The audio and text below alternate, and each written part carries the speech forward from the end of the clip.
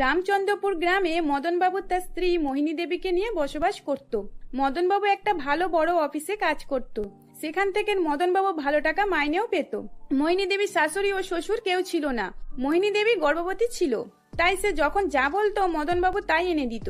মোহিনী দেবী ফুচকা খেতে খুব ভালোবাসতো, তাই সে তার স্ত্রীকে রোজ ফুচকা আনতে বলতো।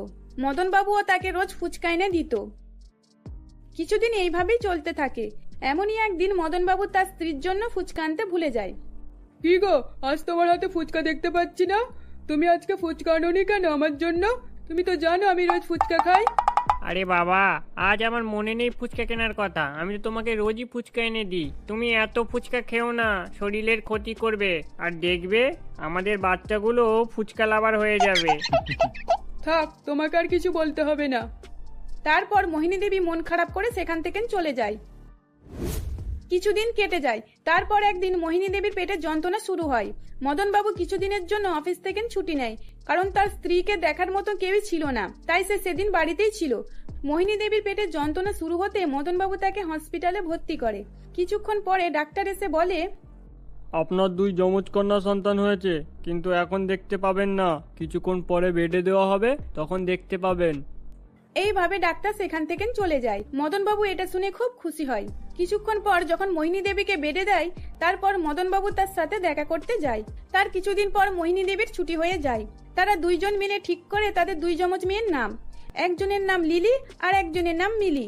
মদনবাবু তার 2 মেয়েকে নিয়ে রোজ সন্ধ্যেবেলায় ঘুরতে যেত। এইভাবেই চলতে লাগলো, আর তারা 2 বোনই বড় হতে লাগলো।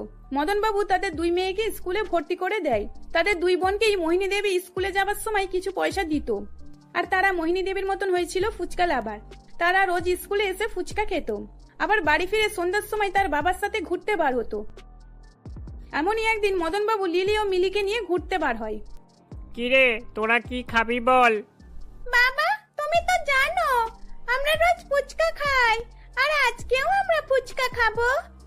হ্যাঁ বাবা, ফুচকা খেতে আমাদের 2 জনেরই ভালো লাগে। আমরা ফুচকা না খেয়ে থাকতেই পারি না।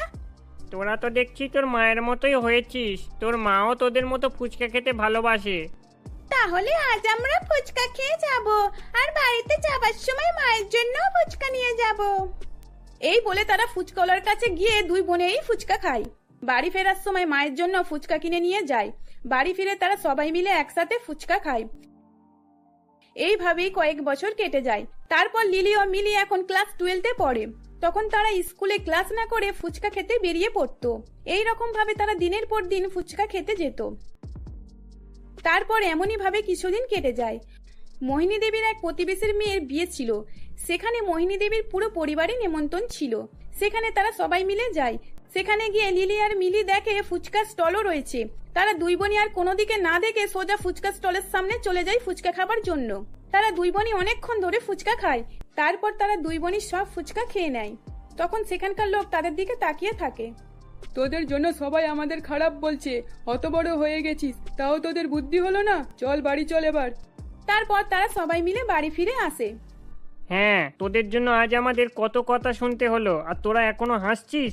এত বড় হয়ে গেছিস, কবে বুদ্ধি হবে তোদের? লিলি ও মিলিকে তার বাবা মা অনেক কথা শোনায়, কিন্তু তবুও তারা শোধরায় না। এমন ভাবে কিছুদিন চলে যায়। তাদের বাড়ির পাশ দিয়ে কোনো ফুচকাওয়ালা গেলেই তারা 2 বোনই অনেক করে ফুচকা খেত। আর ফুচকাওয়ালার অনেক টাকাও লাভ হয়ে যেত, তাই ফুচকাওয়ালা রোজই তাদের বাড়ির সামনে আসতো। তোরা রোজ রোজ বাবার ম্যানি ব্যাগ থেকে পয়সা নিস। বাবা কিছু বলে না বলে ভেবো না আমি তোদের ছেড়ে দেব। আমিও তো ফুচকা খেতে পছন্দ করি। কই, আমি তো এইরকম ভাবে পয়সা চুরি করে খাইনি। মোহিনী দেবীর কথায় তারা 2 বোনই পাত্তা না দিয়েই চলে যায় সেখান থেকে। এইরকম ভাবে আরো কিছুদিন কেটে যায়। একদিন মোহনবাবুর অফিসের এক বন্ধুর মেয়ের বিয়ে ছিল। সেখানে মোহনবাবুর পুরো পরিবারই নিমন্ত্রণ ছিল। দেখ, তোদের আগে থাকতেই বলে দিচ্ছি, ওই রকম করবি না, তাহলে আমাদের আরো লজ্জিত হতে হবে তোদের জন্য। হ্যাঁ, ওটাও আমার বন্ধু, আর ওইখানে আমার আরো অনেক বন্ধু থাকবে। তোরা এমন কিছু করবি না যাতে আমাদের আবার অপমান হতে হয়। এই রকম ভাবে তাদের 2 বোনকে বুঝিয়ে বিয়ে বাড়িতে নিয়ে যায়। কিছুক্ষণ লিলি ও মিলি ভালোভাবেই দাঁড়িয়ে থাকে, কিন্তু তারা 2 বোনই ফুচকা দেখে লোভ সামলাতে পারে না। তারা 2 বোনই তাড়াতাড়ি ফুচকার সামনে চলে যায়, আর সেখানে গিয়ে সব ফুচকা খেয়ে নেয়। সেখানেরও সব লোক তাদের দিকে তাকিয়ে থাকে। সেখানেই থাকা মোহনবাবুর এক বন্ধু বলে ওঠে, কিরে মদন, তোর মেয়েরা কি কোনোদিন ফুচকা খায়নি নাকি কোনোদিন ফুচকা দেখেনি? একই মেরে বাবা, অত ফুচকা এরা দুই বোনই শেষ করে দিল। ভাবলাম খাওয়া দাওয়ার পর ফুচকা খাবো। এদের দুই বোনেরই জন্য আবারও আমাদের অপমানিত হতে হবে। এদের অত করে বোঝানোর পরেও এরা বুঝলো না। তুমি ঠিকই বলেছ, এদের দুই বোনকে এখানে নিয়ে আসাটাই ভুল হয়েছে।